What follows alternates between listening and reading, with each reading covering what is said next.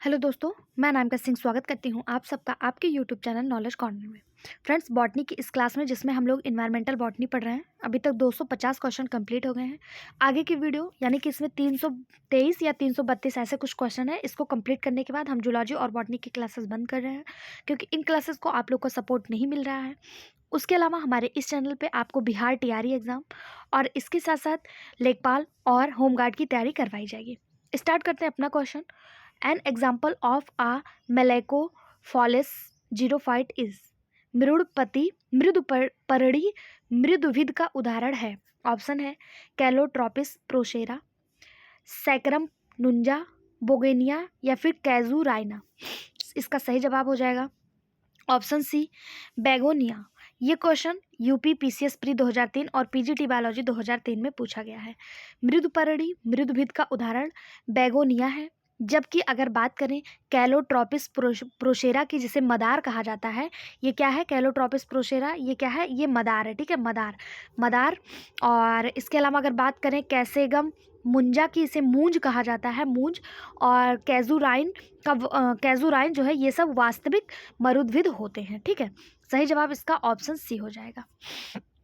अगला question, which one of the following statement is not true about world life sanctuary? वन्य जीव अभ्यारण्य के संबंध में निम्नलिखित में से कौन सा कथन सही नहीं है? पहला है fauna is protected, grazing is prohibited, hunting is prohibited या फिर flora and other forest produce can be utilised. इसका सही जवाब हो जाएगा वन्यजीव अभ्यारण्य के संदर्भ में 3 सही है, 1 गलत है। ध्यान देना, यहाँ पे जो गलत है वो पूछा जा रहा है। यहाँ जंतु सुनिश्चित करता है, मतलब सुरक्षा सुनिश्चित रहती है, सही बात। चारागाह का विस्तार किया जाता है, विस्तार को रोकता है, सही बात। वन्यजीव के शिकार की रोकथाम होती है। इसमें पौधे तथा अन्य वन उत्पादों का उपयोग को बढ़ावा मिलता है, यही गलत हो जाएगा। गलत होते हुए भी यही सही हो जाएगा, क्योंकि पूछा है कौन सा सत्य नहीं है। ठीक है, ऑप्शन डी इसका सही जवाब हो जाएगा। वन्यजीव अभ्यारण्य मुख्यतः वन्यजीव व उसके वातावरण को सुरक्षित रखने के लिए बनाया जाता है। ये राज्य सरकार के नियंत्रण में होती है। इसमें पेड़ पौधे को काटना, वन्यजीव का शिकार, बाहरी जानवरों का चरना पूर्णतः प्रतिबंधित होता है। लेकिन यहाँ क्या होता है? पर्यटन की अनुमति होती है। इस हिसाब से ऑप्शन डी उसका सही जवाब हो जाएगा। अगला क्वेश्चन, नुमेटोफोर्स आर फाउंड इन। नुमेटोफोर्स किसमें पाए जाते हैं? पीजीटी बायोलॉजी 2004 में पूछा गया क्वेश्चन है। ऑप्शन है पाइपर, लैम्ना, अरियर्टिया या फिर एविशेनिया। सही जवाब हो जाएगा इसका ऑप्शन डी एविशेनिया। नुमेटोफोर्स, जिसे श्वसन मूल कहा जाता है, ये मैंग्रोव्स पौधों में पाए जाते हैं। मैंग्रोव पौधों को हालोफाइट के नाम से भी जाना जाता है।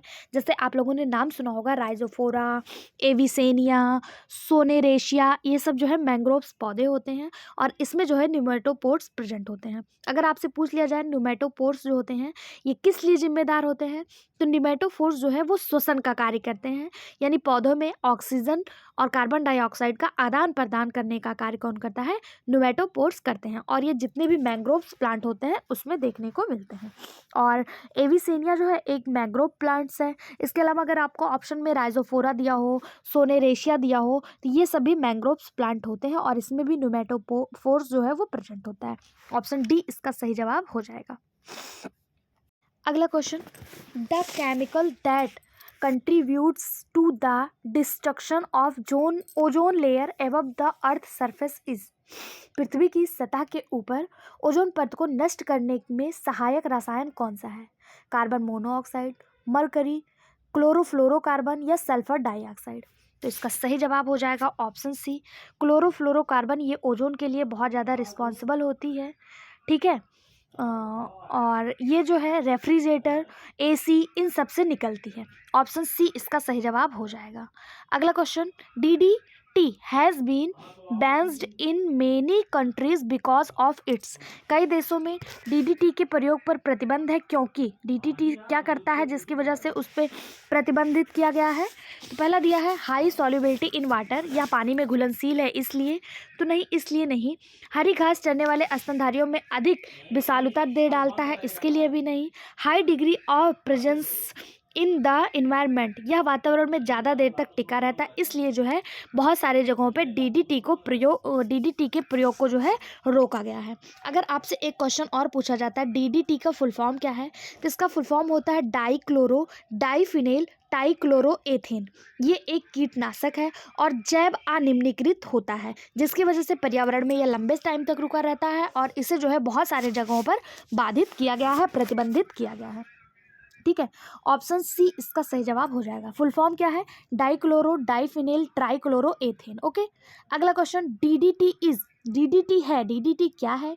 एक एंटीबायोटिक है, एक बायोडिग्रेडेबल पॉल्यूटेंट है, नॉन बायोडिग्रेडेबल पॉल्यूटेंट है, या फिर नन ऑफ एबव। तो अभी हम लोगों ने देखा डीडीटी जो है ये नॉन बायोडिग्रेडेबल पॉल्यूटेंट होता है, नॉन जैव निम्नीकरण प्रदूषक होता है। इसका फुल फॉर्म डाइक्लोरो डाइफिनेल ट्राइक्लोरोएथेन होता है और यह वातावरण में बहुत लंबे समय तक टिका रहता है, जिसके फलस्वरूप खाद्य श्रृंखला में निम्न पोषण स्तर से उच्च पोषण स्तर तक सांद्रता बढ़ती रहती है। इसलिए बहुत सारे देशों में डीडीटी को बंद करने का ऐलान किया गया है। जीआईसी बायोलॉजी 2015 और पीजीटी बायोलॉजी 2004 में पूछा गया क्वेश्चन है। अगला question, biomagnification phenomenon is related to. Biomagnification phenomenon जो है उसका संबंध किससे है? CO2 यानी कार्बन डाइऑक्साइड, NOx यानी नाइट्रस ऑक्साइड, DDT या फिर SO2। तो इसका सही जवाब हो जाएगा बायोमैग्निफिकेशन जो है इसका संबंध DDT से होता है। ऑप्शन सी इसका सही जवाब हो जाएगा। किससे होता है? DDT से होता है। ठीक है, अगला क्वेश्चन, वन्य जीव के संरक्षण के लिए कौन सा कारक आवश्यक नहीं है? कौन सा आवश्यक नहीं है, ध्यान दीजिएगा। पहला दिया वन्य जीव का विनाश। अगर वन्य जीव का लॉस होगा, मतलब वर्ल्ड लाइफ जो है वो लॉस होंगे, तो क्या इनका संरक्षण हो पाएगा? तो ये तो नहीं है। वनों का विनाश, अगर वनों को काट देंगे तो क्या जीव संरक्षित रह पाएंगे? बिल्कुल नहीं। बांधों का निर्माण, अगर जो है डैम बनाए जाएंगे तो क्या जीव संरक्षित रहेंगे? बिल्कुल नहीं। यानी उपयुक्त सभी वन्य जीव के संरक्षण के लिए ये सभी कारक जो है आवश्यक नहीं है।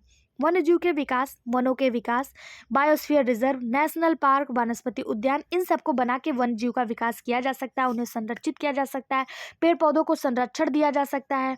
और इसमें जो दिया है कि वन का विनाश, वन्य जीव का विनाश, बांध बनाकर, ये कारक जो है वन्य जीव संरक्षण में शामिल नहीं होते हैं। कौन से कारक शामिल होते हैं? तो वनों का विकास, बायोस्फीयर रिजर्व, नेशनल पार्क, वनस्पति उद्यान, इन सबको बनाया जाए तो वन्य जीव जो है वो संरक्षित रहते हैं। ऑप्शन डी इसका सही जवाब हो जाएगा। अगला क्वेश्चन, इनमें से कौन सा जीव संकटाग्रस्त प्रजाति नहीं है? यानी कौन सा इंडेंजर्ड स्पीशीज नहीं है? Indian tiger, acetic lion, Indian crocodile या फिर वन हॉर्न राइनासोर्स।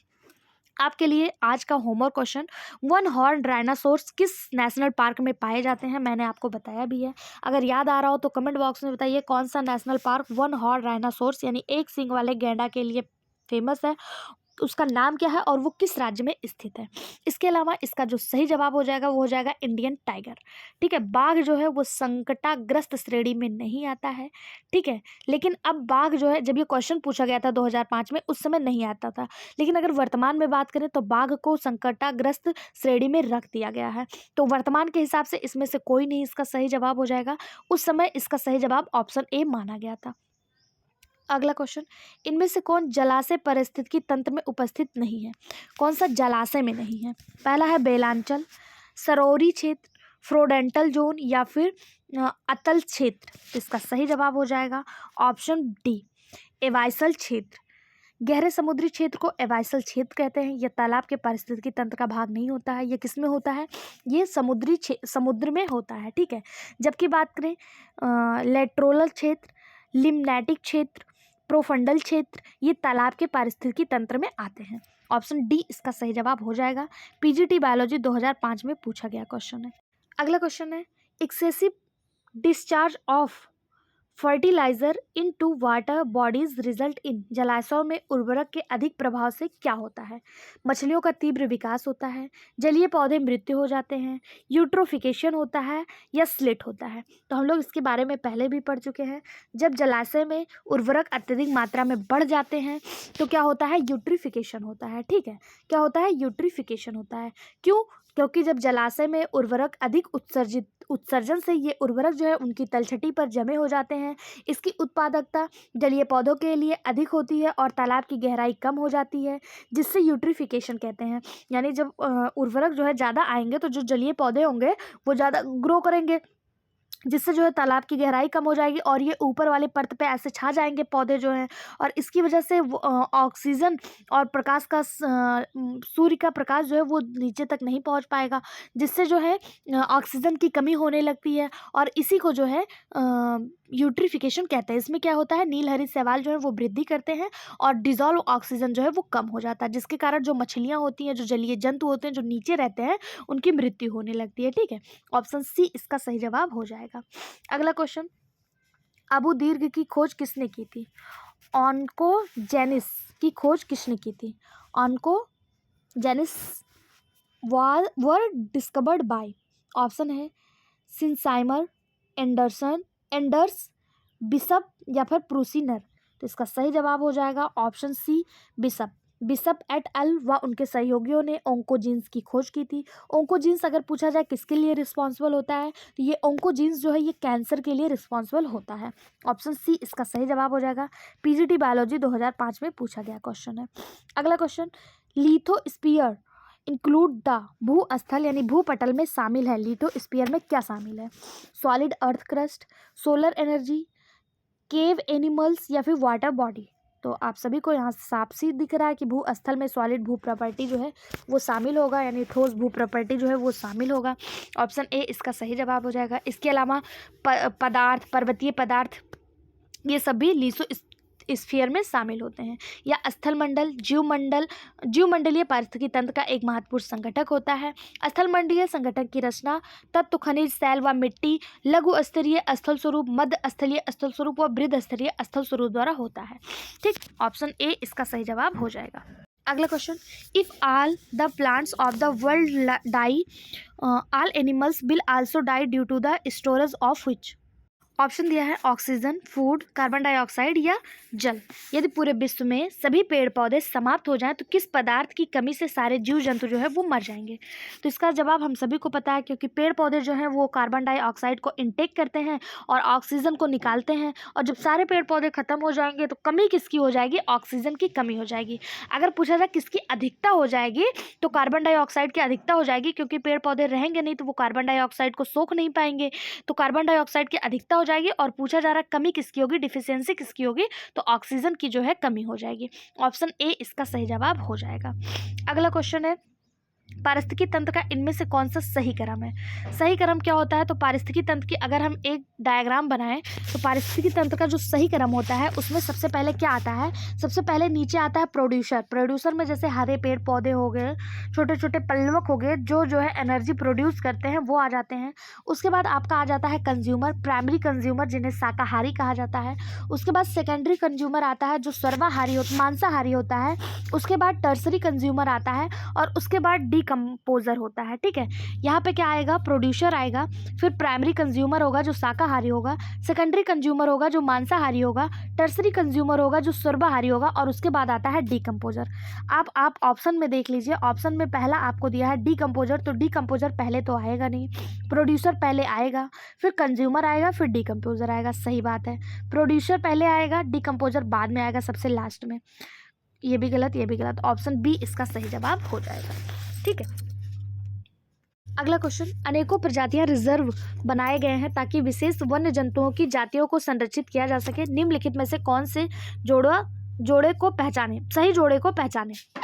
ऑप्शन है काजीरंगा एलिफेंट के लिए, रणकच्छ वाइल्ड एस यानी जंगली गधे के लिए, गिर फॉरेस्ट बाघ के लिए, मानस वाइल्ड लाइफ मस्क डियर के लिए। पूछा जा रहा है कौन सा नेशनल पार्क किसके लिए संरक्षित किया गया? बहुत ज़्यादा इंपॉर्टेंट क्वेश्चन, यहाँ से आपको 4 क्वेश्चन देखने को मिलेंगे। सबसे पहले काजीरंगा, तो ये एलिफेंट के लिए नहीं है।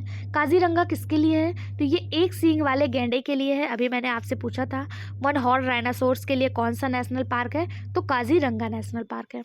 Run of Kutch wild ass यानी जंगली गधे के लिए, बिल्कुल सही बात है। गुजरात में स्थित रन ऑफ कच्छ जो है ये जंगली गधों के लिए, उनके संरक्षण के लिए बनाया गया।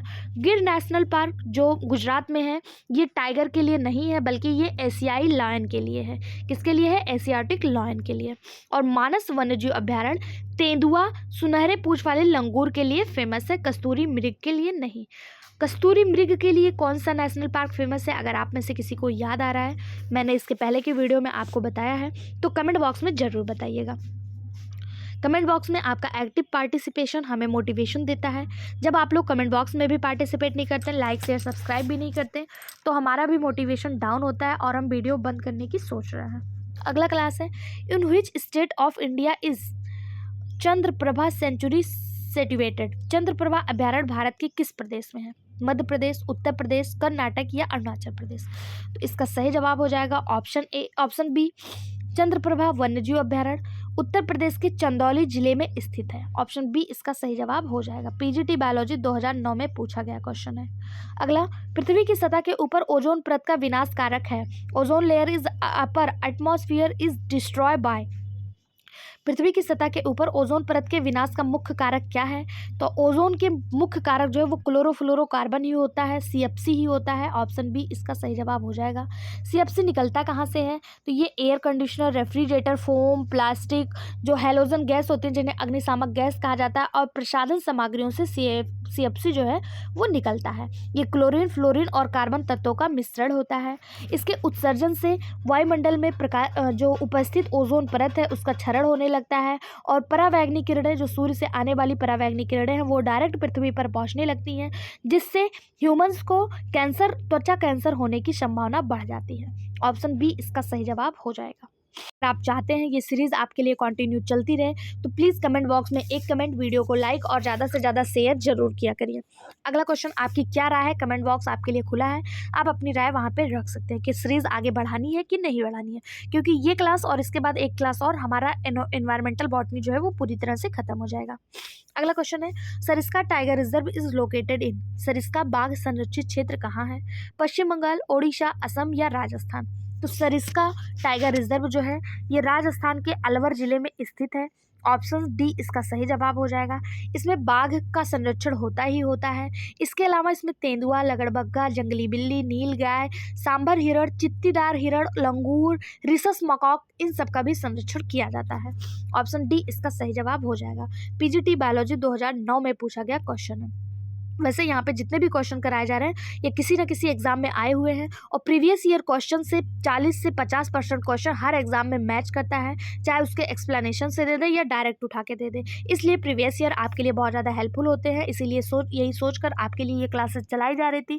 LT ग्रेड में आपको बहुत ज़्यादा लाभ भी प्राप्त हुआ, लेकिन GIC और PGT के स्टूडेंट्स की रुचि इस क्लास में नहीं दिख रही है, तो आगे क्या करना है आप लोग कमेंट बॉक्स के माध्यम से हमें बता दीजिएगा।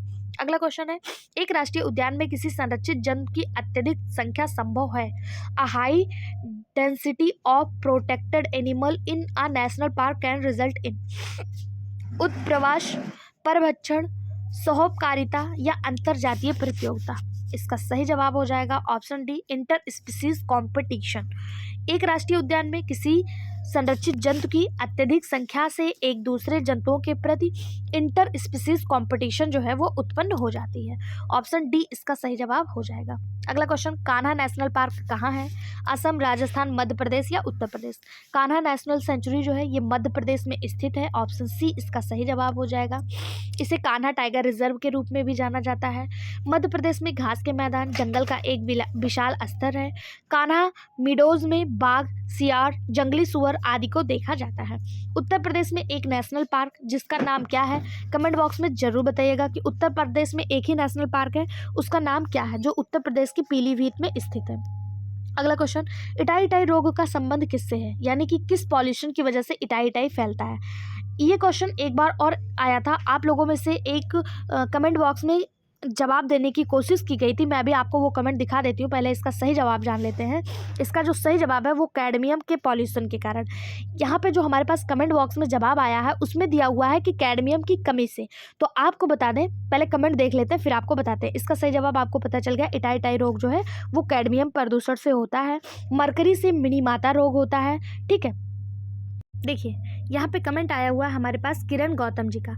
इन्होंने लिखा है कैडमियम की डिफिशियंसी से इटाई रोग होता है। तो किरण गौतम जी, आपको बता दें आपने बहुत अच्छा प्रयास किया। इस तरह से आप लोग भी अपना प्रयास कर सकते हैं, लेकिन कैडमियम की डिफिशियंसी से नहीं, कैडमियम की एक्सेस से जो है इटाई रोग होता है। इसके अलावा हमारे पास कमेंट जितने भी लोगों का आता है, जैसे आया है कमेंट नीलम यादव जी का। इन्होंने लिखा है, मैम मैं कमेंट नहीं कर पाती हूँ बट मुझे आपकी क्लास बहुत अच्छी लगती है। मोस्ट इम्पॉर्टेंट है इट मीन्स बायो के कुछ टॉपिक क्वेश्चन आंसर करा दीजिए। तो नीलम यादव जी आपको बता दें, और मैं सबको पर्सनली रिप्लाई भी करती हूँ, आप देख सकते हैं। आप भी अगर कमेंट करेंगे तो आपके कमेंट का भी पर्सनली रिप्लाई किया जाएगा। आपको बता दें हमारे इसी चैनल पे आपको जूलॉजी के भी क्वेश्चन प्रोवाइड करवाए जा रहे हैं, आप उन्हें भी ज़रूर देखिए। इसके अलावा हमारे पास कमेंट आया है नीलम यादव जी का, जूलॉजी और बॉटनी दोनों आएगा मेंस में। तो आपको बता दें जी बिल्कुल दोनों ही आएगा आपका मेंस में, अगर आप LT ग्रेड की बात कर रहे हैं तो। इसी तरह से कमेंट बॉक्स के माध्यम से आप जो है हमसे अपने क्वेश्चन पूछ सकते हैं, अपनी राय रख सकते हैं। आपके लिए भी कमेंट बॉक्स खुला है। आपके कमेंट करने से हमें मोटिवेशन मिलता है और हम आपके लिए कुछ अच्छा कुछ नया करने का प्रयास भी करते रहते हैं। अगर आपको ये बुक नहीं पढ़नी है, कोई और प्रैक्टिस सीरीज करनी है, तो आप कमेंट बॉक्स में उसका नाम भी बता सकते हैं कि अब हमें दूसरा प्रैक्टिस सेट कराइए और ये वाला कराइए, तो हम उसको भी आपके लिए लेकर जरूर आएंगे। अगला क्वेश्चन है, निम्नलिखित में से कौन नाइट्रोजिनस का एक घटक है? Which of one following is constitute of nitrogenous? Option Mg यानी कि मैग्नीशियम, MO यानी कि मॉलिब्डेनम, K यानी कि पोटेशियम और Mn यानी कि मैग्नीज। कौन सा जो है नाइट्रोजिनस का एक घटक है? तो इसका सही जवाब हो जाएगा ऑप्शन बी मॉलिब्डेनम। और इसके अलावा अगर Fe दिया होता यानी कि आयरन दिया होता, तो ये दोनों नाइट्रोजिनस एंजाइम के घटक होते हैं। नाइट्रोजिनस और नाइट्रेट रिडक्टेज के संश्लेषण में इसकी आवश्यकता होती है और एंजाइमों में मॉलिब्डेनम फेलेबोप्रोटीन के रूप में मौजूद होता है। ये एंजाइम जो होते हैं वायुमंडलीय नाइट्रोजन को पौधे में प्रयोग करके योग्य रूपों में स्थिर करने के लिए महत्वपूर्ण होते हैं। ऑप्शन बी इसका सही जवाब हो जाएगा। इसका PDF आपको फ्री ऑफ कॉस्ट हमारे टेलीग्राम चैनल पे मिल जाएगा। टेलीग्राम चैनल का लिंक इसी वीडियो के डिस्क्रिप्शन बॉक्स में मिलेगा, तो आप टेलीग्राम चैनल पे जरूर ज्वाइन कर लीजिए। वहाँ पे किसी भी एग्जाम का नोटिफिकेशन, कोई भी एग्जाम के बारे में कुछ भी इंपॉर्टेंट आता है तो सबसे पहले टेलीग्राम चैनल पे आपको प्रोवाइड करवा दिया जाता है। साथ ही साथ हमारे इसी चैनल पे शॉर्ट वीडियो के माध्यम से कुछ इंपॉर्टेंट चीज़ें भी डिस्कस की जा रही हैं जो आपके एग्जाम ओरिएंटेड है। तो शॉर्ट वीडियो को अपना कीमती समय निकालकर 1 से 2 मिनट निकालकर उनको भी जरूर देखिए, क्योंकि वहाँ से डायरेक्ट क्वेश्चन आपके एग्जाम में फंसते हैं। ठीक है, अगला क्वेश्चन है, रेफाइट्स आर फॉर्म्ड ऑफ। रेफाइट्स किसके बने होते हैं? Option calcium phosphate, calcium oxalate, calcium pectate या फिर कैल्शियम कार्बोनेट। रेफाइट्स किसके बने होते हैं? सही जवाब हो जाएगा option B calcium oxalate. Raphides calcium oxalate के बने होते हैं। अवशिष्ट पदार्थों के रूप में खनिज क्रिस्टल मिलते हैं, जैसे कैल्शियम ऑक्सलेट के क्रिस्टल या पिथवा कॉर्टेक्स के जड़ के आकार में यानी रॉड शेप में पिरामिडियल, राइमोबोडियल और नीडल लाइक होते हैं। पतले क्रिस्टल को ही रेफाइट्स कहा जाता है। ओके, ऑप्शन बी इसका सही जवाब हो जाएगा। रेफाइट्स किसे कहते हैं? तो जो अवशिष्ट पदार्थों के रूप में जो क्रिस्टल मिलते हैं, खनिज क्रिस्टल, इनके जो पतले क्रिस्टल होते हैं इन्हीं को रेफाइट्स कहा जाता है। रेफाइट्स इडियोब्लास्ट में मिलते हैं। घास, गेहूँ, इक्विसिटम आदि की पत्तियों की सतह पर सिलिका के क्रिस्टल मिलते हैं। फाइकस की पत्ती की बाह्य त्वचा पर कैल्शियम कार्बोनेट के क्रिस्टल मिलते हैं और अंगूर में सिस्टोलिथी मिलते हैं। ठीक, ऑप्शन बी इसका सही जवाब हो जाएगा। किसमें क्या मिलते हैं वो भी मैंने आपको बता दिया, हो सकता है किसी एग्जाम में आपसे पूछ लिया जाए। अगला question, number of biosphere reserve in India. Bharat में बायोस्फीयर रिजर्व कितने हैं? जब ये क्वेश्चन पूछा गया था 2011 में, उस समय भारत में बायोस्फीयर रिजर्व 17 थे, लेकिन वर्तमान में अब जो है 18 बायोस्फीयर रिजर्व हैं। कितने हैं वर्तमान में? 18 हैं, जिनमें से 13 जो है वो यूनेस्को में शामिल है। 13 जो है वो किस में है? यूनेस्को में शामिल है। अगर आपसे पूछा जाए पहला बायोस्फीयर रिजर्व कौन था, तो नीलगिरी बायोस्फीयर रिजर्व ये भारत का पहला बायोस्फीयर रिजर्व था। इसके अलावा भारत में और कौन कौन से बायोस्फीयर रिजर्व हैं एक नज़र हम लोग देख लेते हैं। ये PDF आपको टेलीग्राम चैनल पर मिल जाएगा, वहाँ से आप चाहें तो रिविज़न कर सकते हैं। नीलगिरी, नंदा देवी, नौक्रेक, ग्रेट निकोबार, मन्नार की खाड़ी, मानस, सुंदरवन, सिबलीपाल, डिब्रू सुकोवा, देहांग देवांग, पंचमढ़ी, अगस्तमलाई, खंगन डेगांव जिसे कंचनजंगा कहते हैं, आचार्य कमार अमरकंटक जिसे कहते हैं, कच्छ, शीत मरुस्थल, शेषाचलम और पन्ना जो मध्य प्रदेश में स्थित है। बायोस्फीयर रिजर्व से आपसे स्टेट भी पूछ लिया जाता है, जैसे नीलगिरी, नंदा देवी ये उत्तराखंड में है, जैसे ग्रेट निकोबार कहाँ पे है? निकोबार में है। मन्नार की खाड़ी में स्थित है। कौन सा कहाँ पे स्थित है, या ऐसे भी क्वेश्चन पूछ लेता है। अगर आप में से किसी को भी इन सारे बायोस्फीयर रिजर्व के जिले राज्य जो है वो पता है, जिला नहीं राज्य अगर पता है, आप चाहे तो कमेंट बॉक्स में हमारे मोटिवेशन के लिए उसको टाइप कर सकते हैं। ठीक है, अगला क्वेश्चन देखते हैं। According to National Forest Policy, how much forest covered should be there in hills area? राष्ट्रीय वन नीति के अनुसार पहाड़ी क्षेत्रों में वन आच्छादित क्षेत्र कितना होना चाहिए? 45%, 80%, 67% या 33%? तो राष्ट्रीय वन नीति के अनुसार जो वन के लिए आरक्षित क्षेत्र होना चाहिए पहाड़ी क्षेत्रों में वो 67% होना चाहिए, 66 से 67% होना चाहिए। जबकि बात करें अगर यही पहाड़ी क्षेत्रों में ना पूछकर मैदानी क्षेत्रों में पूछ ले तो मैदानी क्षेत्रों में 33% हो जाएगा। चूंकि यहाँ पे पहाड़ी क्षेत्र पूछा है तो यहाँ पे 66 से 67% इसका सही जवाब हो जाएगा। ऑप्शन सी इसका सही जवाब। अगला question, which of this is called terror of Bengal? इसमें से किसे जो है बंगाल का डर कहते हैं, टेरर ऑफ बंगाल कहते हैं। इसी तरह एक क्वेश्चन नदियों से पूछा जाता है कि बंगाल का शोक किसे कहते हैं। जिस तरह से बिहार के शोक के नाम से कोसी नदी जानी जाती है, उसी तरह बंगाल के शोक के नाम से कौन सी नदी जानी जाती है? अगर आप में से कोई भी इसका जवाब कमेंट बॉक्स में बताना चाहे तो हम आपके जवाब का इंतजार करेंगे कि बंगाल का शोक किसे कहा जाता है। यहाँ पे जो क्वेश्चन है वो टेरर ऑफ बंगाल है कि बंगाल का डर किसे कहा जाता है। तो पहला ही जवाब बिल्कुल सही जवाब हो जाएगा, आई कॉर्निया। इसे टेरर ऑफ बंगाल के नाम से जाना जाता है। आई कॉर्निया है क्या? तो आई कॉर्निया जो है जिसे आप लोग जलकुंभी कहते हैं वही है। सामान्यतः इसे पानी का जलकुंभी कहा जाता है। ये जलीय पौधे अमेज़न बेसिन के मूल निवासी होते हैं और अक्सर अपने मूल सीमा से बाहर एक बेहद समस्याग्रस्त आक्रामक प्रजाति माना जाता है, क्योंकि ये जलकुंभी जिस तालाब जिस नदी में संख्या इनकी ज़्यादा हो जाती है वहाँ के जीव जंतु जो है वो मरने लगते हैं, क्योंकि नीचे प्रकाश संश्लेषण नहीं पहुँच पाता है, पानी की ऊपरी सतह पर जो है ये पूरी तरह से छा जाते हैं, इसीलिए इन्हें बंगाल का टेरर कहा जाता है। ऑप्शन ए इसका सही जवाब हो जाएगा। पीजीटी बायोलॉजी 2011 में पूछा गया क्वेश्चन है।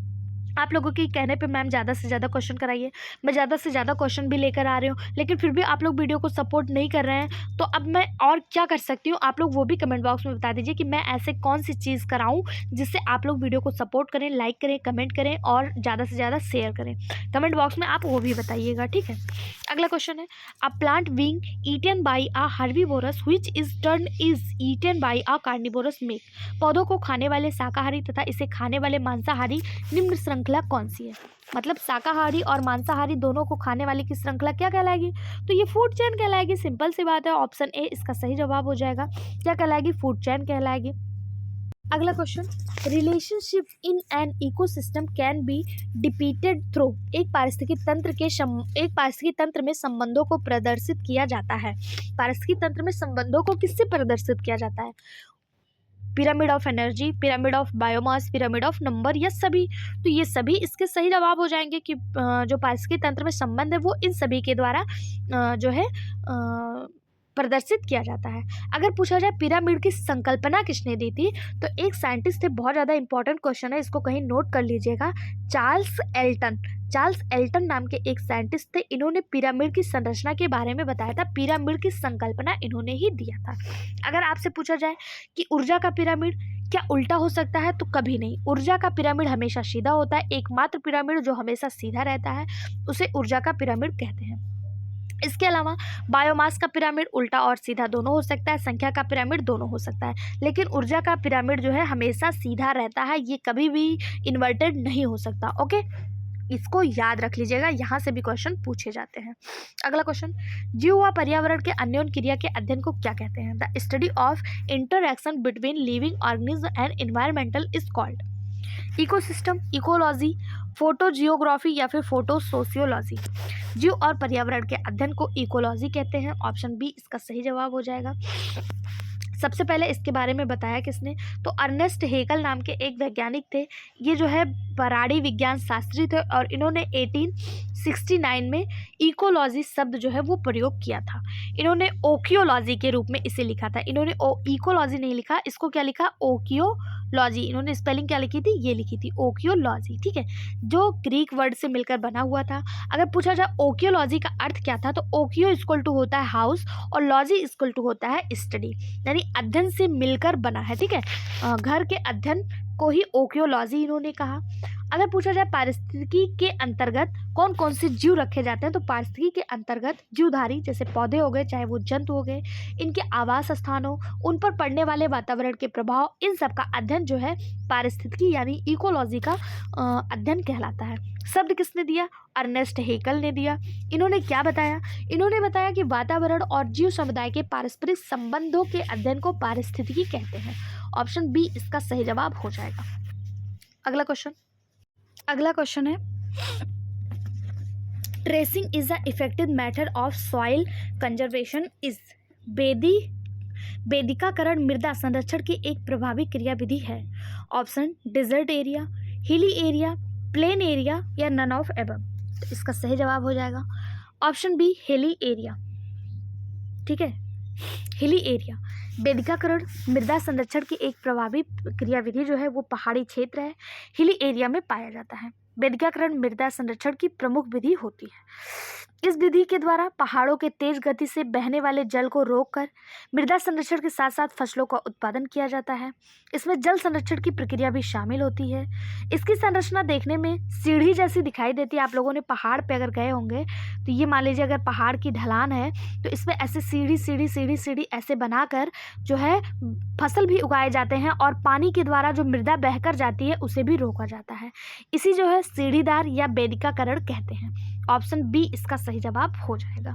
यह प्रक्रिया पहाड़ों व पहाड़ी वाले क्षेत्रों में अपनाई जाती है। इससे करा क्या जाता है तो मृदा के कटाव को कम किया जाता है। मृदा में यानी मिट्टी में जो उपस्थित तत्व हैं उन्हें जो है बहने से रोका जाता है, जो फसलों के लिए लाभकारी होते हैं। ऑप्शन बी इसका सही जवाब हो जाएगा। अगला question, velamen and spongy tissue are present in. Velamen एक स्पंजी ऊतक पाए जाते हैं।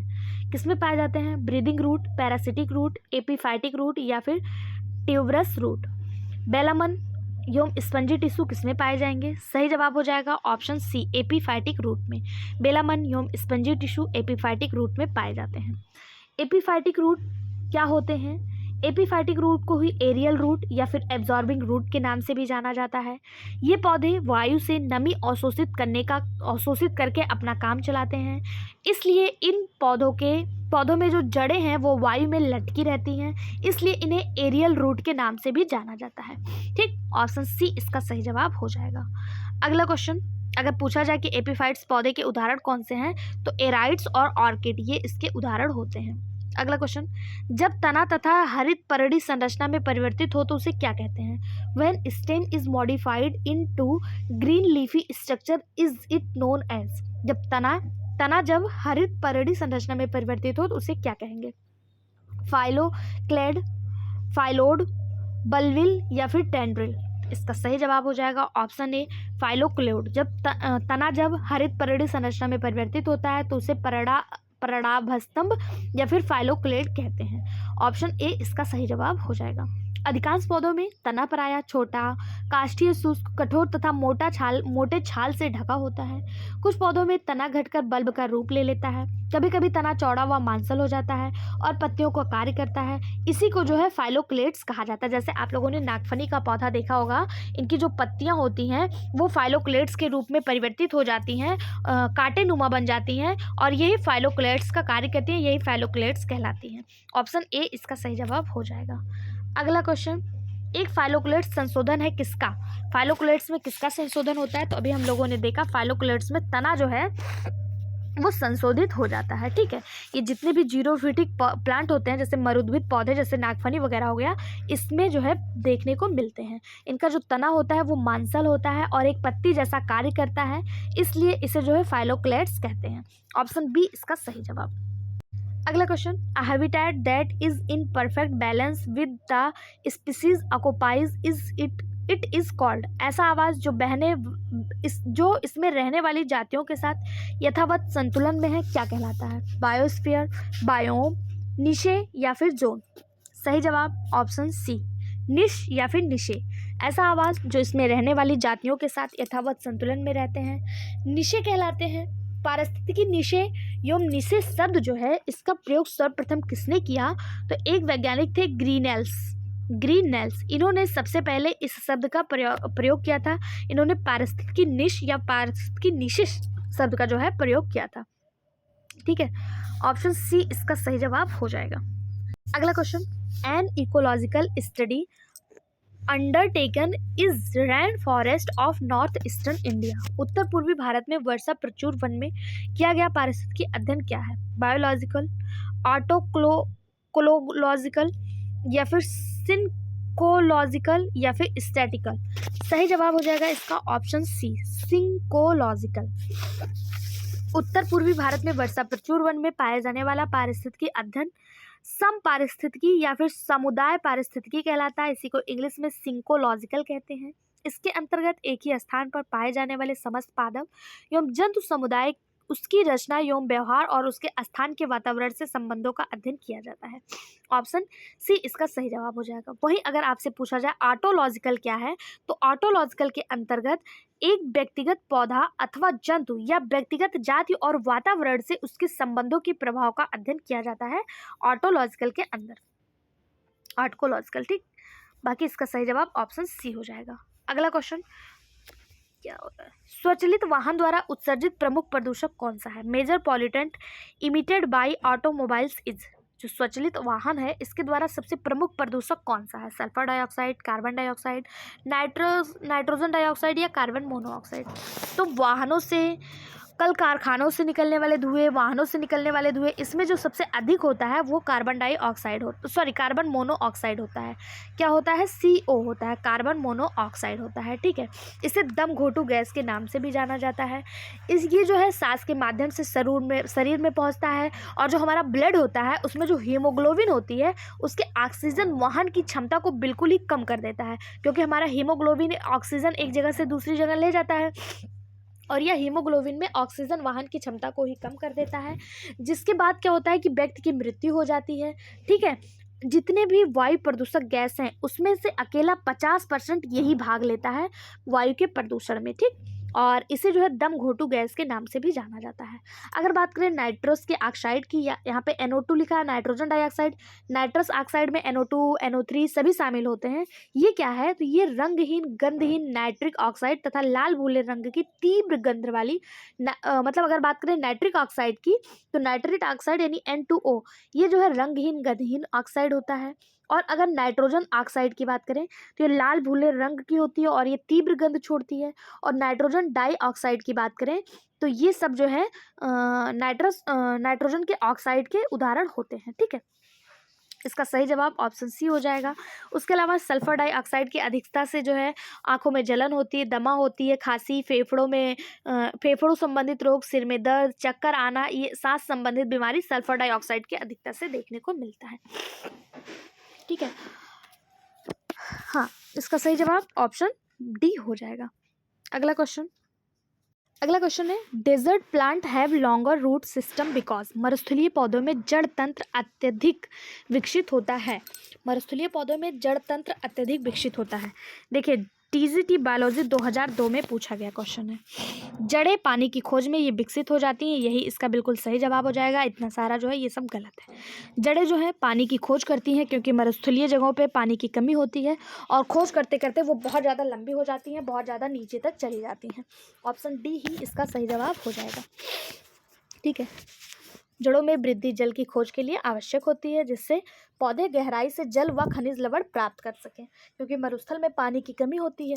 ओके, अगला क्वेश्चन, सिंघाड़े के फल में दोनों कांटे सदृश संरचना किससे विकसित होती है अथवा प्रदर्शित होती हैं? सिंघाड़े का जो फल होता है उसमें जो कांटे होती हैं वो किसका मॉडिफिकेशन होता है? Two style, modified bracteoles, modified sepals या फिर स्पेक्टिकुलर आर्म्स, किसका होती हैं? तो सही जवाब हो जाएगा मॉडिफाइड सेपल्स। ऑप्शन सी इसका सही जवाब हो जाएगा। सिंघाड़े के फल में दोनों कांटे जो हैं, कांटे नुमा जो संरचना होती है वो सेपल्स का मॉडिफिकेशन होती हैं। ऑप्शन सी इसका सही जवाब हो जाएगा। किसका होती है? सेपल्स का। अगर बात करें सिंघाड़े की तो इसे जो है वाटर चेस्टनट के नाम से जाना जाता है, वाटर चेस्टनट। ठीक है, और यह एक ड्रूप फल होता है। क्या होता है? ड्रूप फल होता है। ठीक है, ऑप्शन सी इसका सही जवाब हो जाएगा। अगला क्वेश्चन, बीबी पेरी इस प्लांट मीन्स। पौधे में बीबी पेरी का क्या मतलब है? तो पौधे में बीबी पेरी जो है मात्र पौधे के फल में बीज का अंकुरण, जो कि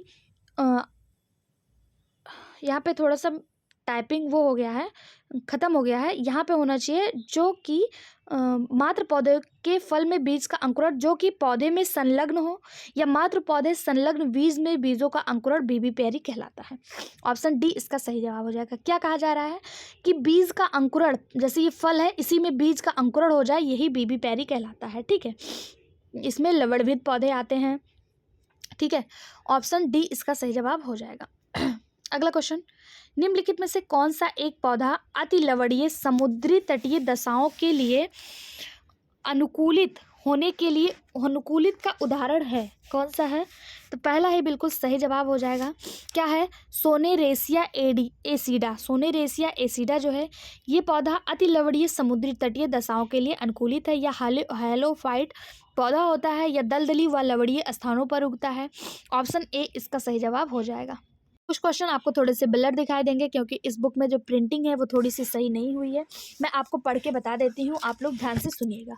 अगला क्वेश्चन है, निम्नलिखित में से कौन सा मानवीय क्रियाकलाप परितंत्र को न्यूनतम हानि पहुंचाता है?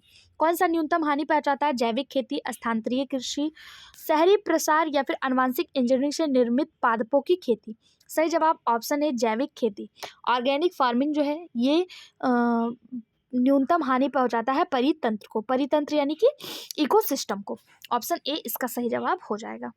अगला क्वेश्चन, निम्नलिखित में से किस एक पादप समुच्चय का सामाजिक वानिकी में इस्तेमाल होता है?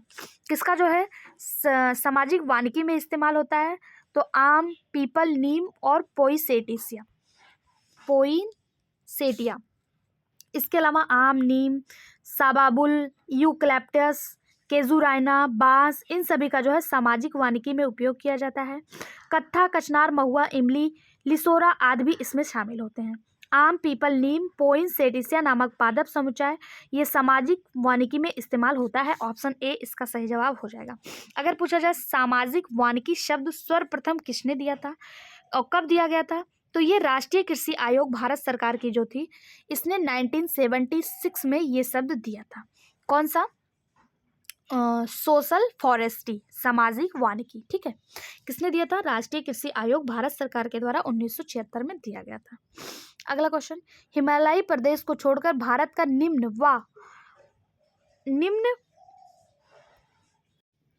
प्रमुख वनस्पति क्षेत्रों में विभक्त किया जा सकता है।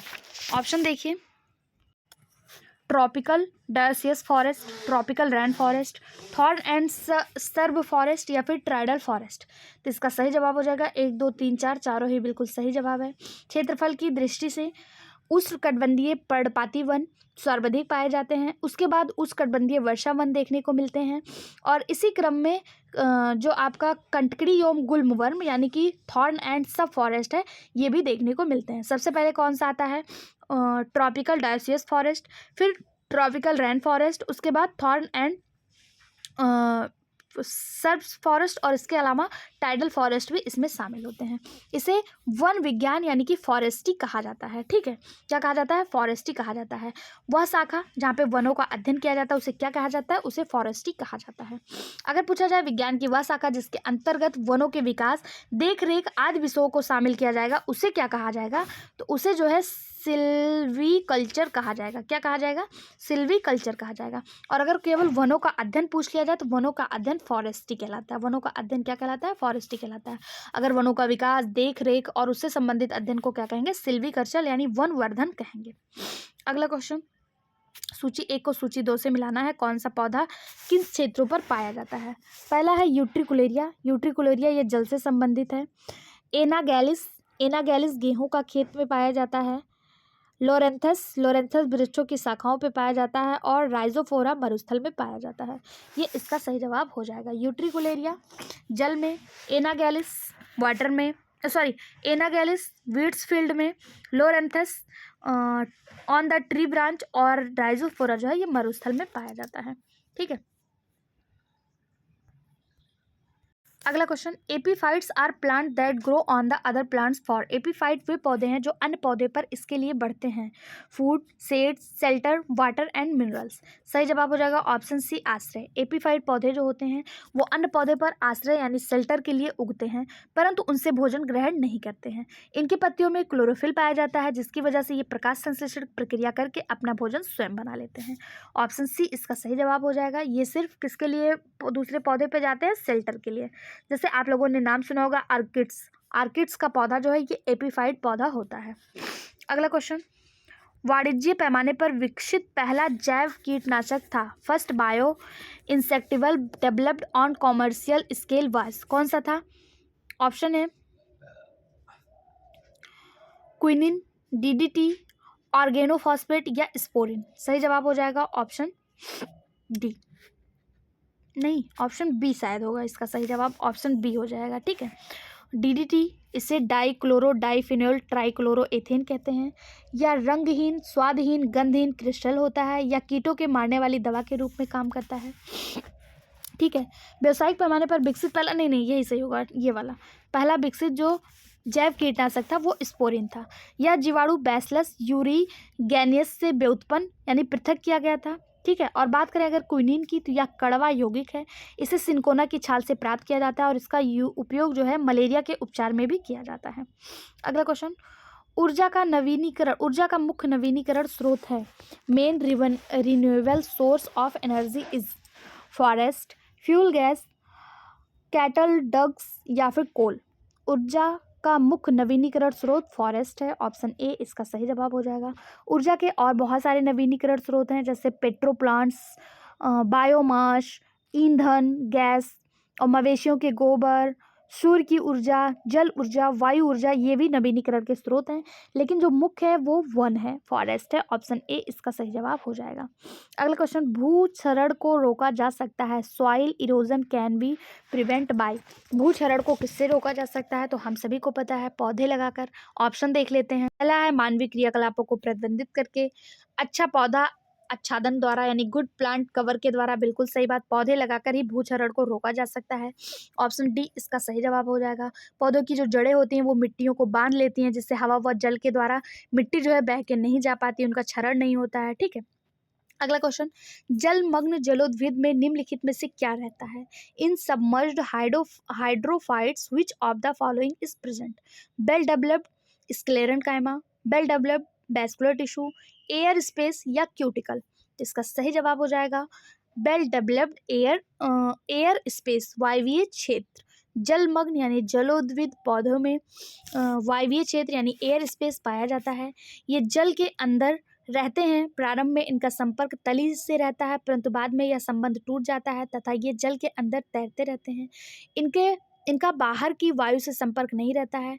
आप लोगों ने नाम सुना होगा इस सेरोटोफाइलम और हाइडिला की, ये सब इससे संबंधित होते हैं। ऑप्शन सी इसका सही जवाब हो जाएगा। 300 क्वेश्चन यहाँ पे कंप्लीट होते हैं। जो आपका ये प्लांट इकोलॉजिकल बॉटनी है, इकोलॉजिकल बॉटनी में टोटल क्वेश्चन जो है 332 है। बाकी बचे हुए 32 क्वेश्चन हम नेक्स्ट वीडियो में कवर कर लेंगे। वीडियो कैसा लगा कमेंट बॉक्स में ज़रूर बताएं। आगे वीडियो कंटिन्यू करना है कि नहीं करना है ये भी आप कमेंट बॉक्स में ज़रूर बताएं। आपके कमेंट का हमें इंतजार रहेगा। पूछे गए क्वेश्चन का जवाब कमेंट बॉक्स में दिया करिए, जिससे हमें मोटिवेशन मिलता है। वीडियो में बने रहने के लिए धन्यवाद। ज़्यादा से ज़्यादा शेयर करें, लाइक करें। Thank you.